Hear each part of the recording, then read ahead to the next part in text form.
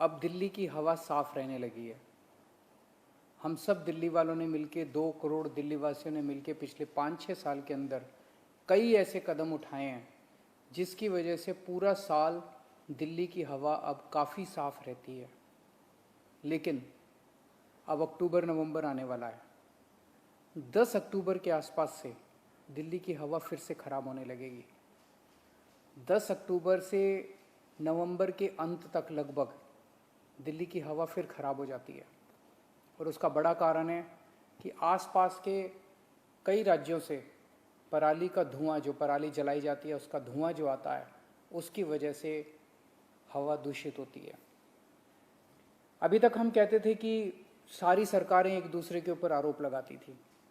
राज्य सरकारें कहती थी केंद्र सरकार कुछ पैसा नहीं दे रही है, केंद्र सरकार कहती थी राज्य सरकार काम नहीं कर रही है। लेकिन एक दूसरे के ऊपर छीटाकशी करने से तो काम नहीं चलता ना।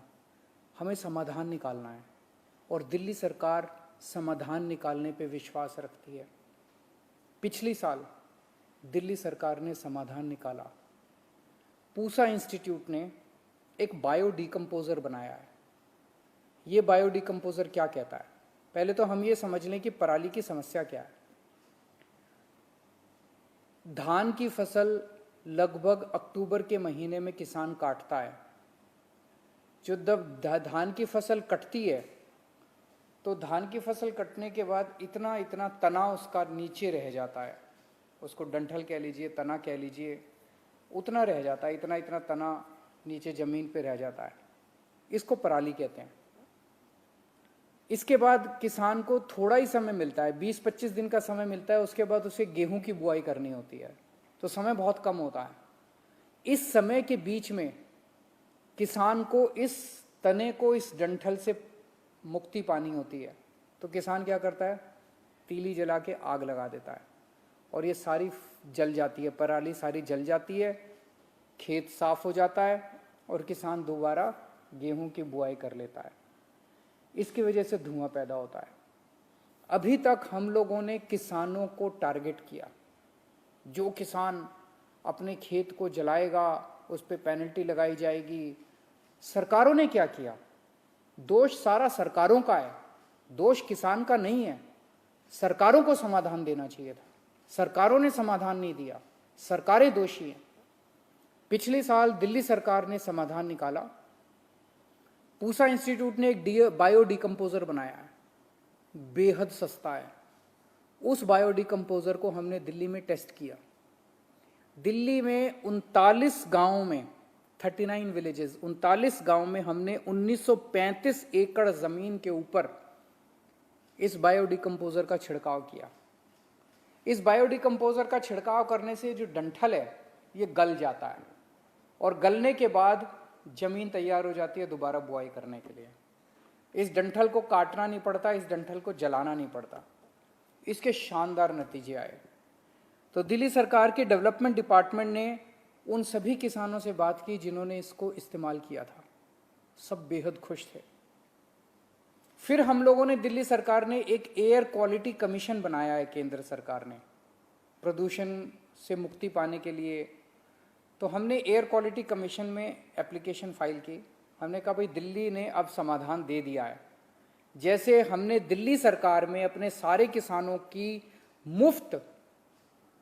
किसानों को मुफ्त हम लोगों ने बायो डिकम्पोजर का छिड़काव उनके खेतों पे कराया, ऐसे ही आस पड़ोस के सारे राज्य सरकारों को निर्देश दिए जाएं कि वो भी अपने अपने किसानों के खेतों में मुफ्त बायो डिकम्पोजर का छिड़काव करें। तो एयर क्वालिटी कमीशन ने कहा भाई आप कह रहे हो बड़ा अच्छा है, इसका थर्ड पार्टी ऑडिट होना चाहिए, कोई इंडिपेंडेंट एजेंसी से ऑडिट कराओ। तो दिल्ली सरकार ने केंद्र सरकार की एक एजेंसी से कहा, वेबकॉस केंद्र सरकार की एक संस्था है, हमारी नहीं है, दिल्ली सरकार का उस पर कोई कंट्रोल नहीं है। वेबकॉस एक एजेंसी है केंद्र सरकार की। उसको कहा कि आप इसका ऑडिट कीजिए, आप इसकी जांच कीजिए और देखिए कि जो दिल्ली सरकार ने ये बायो डिकम्पोजर का इस्तेमाल किया है क्या ये अच्छा है, इसके क्या नतीजे हैं। वेबकॉस की अब रिपोर्ट आई है, उन्होंने पूरी अपनी जांच कर ली है। उन्होंने जांच लगभग 4 जिलों के 15 गांवों में जाके उन्होंने 79 किसानों से बात की और 79 किसानों से बात करने के बाद उन्होंने साफ साफ अपनी रिपोर्ट में लिखा है, केंद्र सरकार की एजेंसी ने लिखा है कि बायोडिकम्पोजर का इस्तेमाल करने से दिल्ली के किसान बेहद खुश हैं। इसके जो नतीजे आए वो बड़े उत्साहवर्धक हैं। 90% किसानों ने कहा कि 15 से 20 दिनों के अंदर उनकी पराली गल गई और उनकी जमीन तैयार हो गई अगली गेहूं की फसल बोने के लिए। किसानों ने बताया कि पहले 6 से 7 बार, गेहूं बोने से पहले 6 से 7 बार खेतों की जुताई करनी पड़ती थी। बायोडिकम्पोजर को इस्तेमाल करने से 1 से 2 बार जुताई करने से ही काम चल गया, फायदा हुआ बहुत। खेतों में जो ऑर्गेनिक कार्बन था उसकी मात्रा पहले से 40% तक ज्यादा मात्रा बढ़ गई।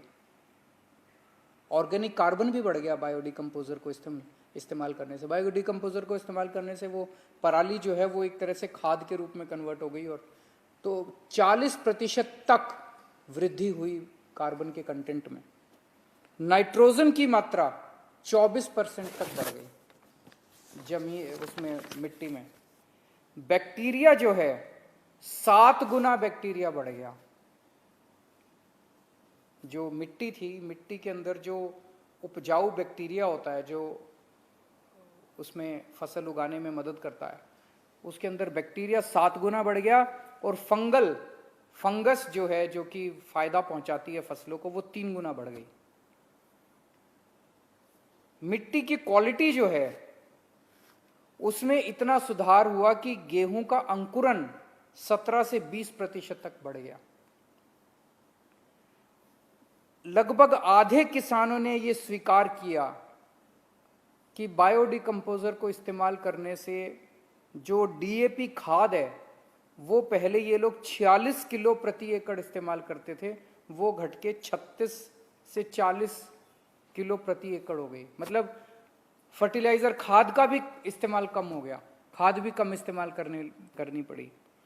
और ओवरऑल गेहूं की प्रोडक्शन बायोडिकम्पोजर का इस्तेमाल करने से जब अगली गेहूं की फसल आई उसमें लगभग 8% की वृद्धि हुई है।